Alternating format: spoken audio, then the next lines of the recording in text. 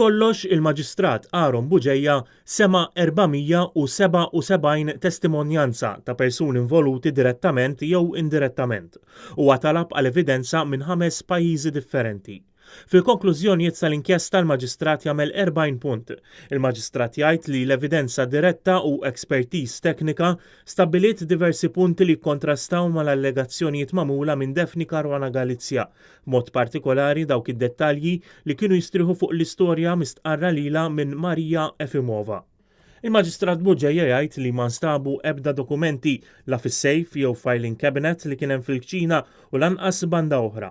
Inconsistency Declarations of Trust li kienu juru li l-isma fi granting kienu miżmuma minn nominis ta' Mossack Fonseca fisem ta' jew għall-interess ta' Michel Muscat. Il-Declarations of Trust ġew analizzati minn Forensic Document Analysts minn Key Forensic Services Limited tar-Renju Unit għal darbtejn u nstab li l-firem ta' Jacqueline Alexander indikati fuqhom meta mqablin mal-firem ġenwini ta' Jacqueline Alexander ma kienux jaqblu.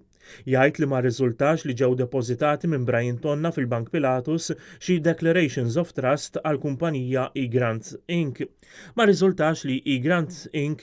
kellha kont bankarju miftuħ magħluq jew pendenti mal-Bank Pilatus. Ma nstabx li fil-Bank Pilatus jew tramite is-servizzi tal-bank kien hemm tranzazzjonijiet bankarji li kienu jinvolvu lil eGrant Inc. bħala benefiċjarju ta' ħlasijiet minn saħra f'ZCO jew minn persuni oħra inkluż mill-Azerbajġan.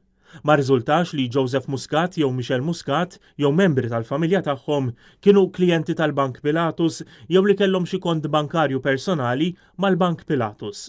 Il-Maġistrat Buġejja jgħid fil-konklużjoni tiegħu li l-allegazzjonijiet li dakinhar filgħaxija Ali Sadir klandestinament ħareġ kwantità kbira ta' dokumenti li kellhom x'jaqsmu mal-allegazzjonijiet li kienet qiegħda tippubblika Daphne Caruana Galizia ma riżultawx pruvati.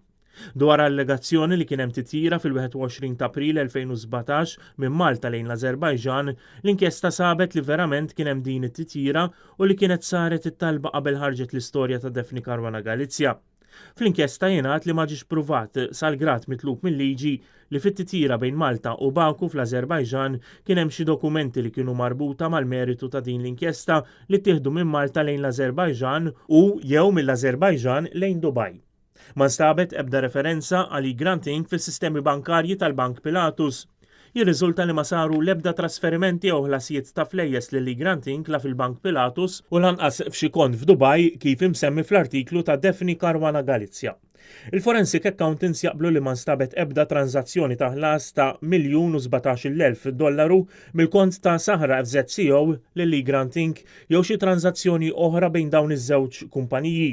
Lanqas ma nstabu tranzazzjonijiet deskritti bħala loan payments ta' madwar €100,000 kull wieħed magħmula darbtejn fil-ġimgħa maqsuma fuq diversi ġimgħat bejn Jannar u Marzu tal-2016. L-inkjesta sabet diffikultà kbira biex fl-aktar aspetti importanti tirrikonċilja l-verżjonijiet mogħtija. Il-Maġistrat Buġejja jgħid li hemm 32 punt li Marija Efimova u Daphne Caruana Galizia ma bdewx jaqblu fuqhom kemm bejniethom kif ukoll separatament mal-kumplament tal-evidenza miġbura. Skont il-Maġistrat Aaron Buġejja dawn kienu punti importanti u kruċjali għall-inkjesta li rriżultaw jew inkompatibbli ma' xulxin jew kompletament meruti mill-provi miġbura. L-allegazzjonijiet dwar eGrant Inc. ma nstabux li huma msejsa fuq il-provi la taxxieda u lanqas dawk dokumentarji. Dawn il-punti huma kelma b'kelma mill-konklużjoni tal-Maġistrat Aaron Buġejja, il-konklużjoni kollha li tammonta l-50 paġna tinstab fuq is-sit elettroniku netnews.com.mt.